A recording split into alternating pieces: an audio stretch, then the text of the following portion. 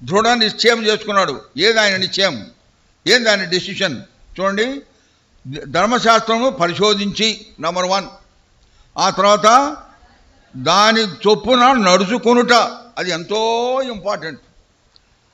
వాక్యం చెప్పడమే కాదు, దానికి ముందు నడుచుకొనుట, ఆ తర్వాత ఇశ్రాయేలు దాని కట్టడలను నేర్పుటకును దృఢ నిశ్చయం చేసుకున్నాడు. ముందు పరిశోధించడం, దాని ప్రకారం నడుచుకోవడం, అంటే వాక్యానుసారమైన జీవితం మనకు ఉండాలి. ఆ తర్వాత వాక్యం చెప్పాలి. అప్పుడు there is power in the word of God. భక్సింగ్ గారు సింపుల్ మెసేజ్ ఇస్తాడు, ఎంతోమంది రక్షణ పొందుతారు. ఎందుకంటే there is power in the word of God. అది ఎప్పుడు వస్తుంది? Backed by testimony. టెస్టిమనీలో నుంచి వాక్యం రావాలి, టెస్టిమనీలో నుంచి ప్రార్థన రావాలి, టెస్టిమనీ నుంచి ఆరాధన రావాలి, టెస్టిమనీలో నుంచే సహవాసం ఫ్రూట్ఫుల్గా ఉండాలి. అప్పుడే దేవుడు మన సంఘాన్ని వృద్ధి పొందిస్తాడు. మొదటిది ఏంది?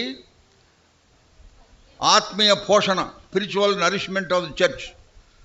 ఆత్మీయ పోషణ అవసరం. వాక్యం చెప్పే అవసరం ఎంతో ఉంది.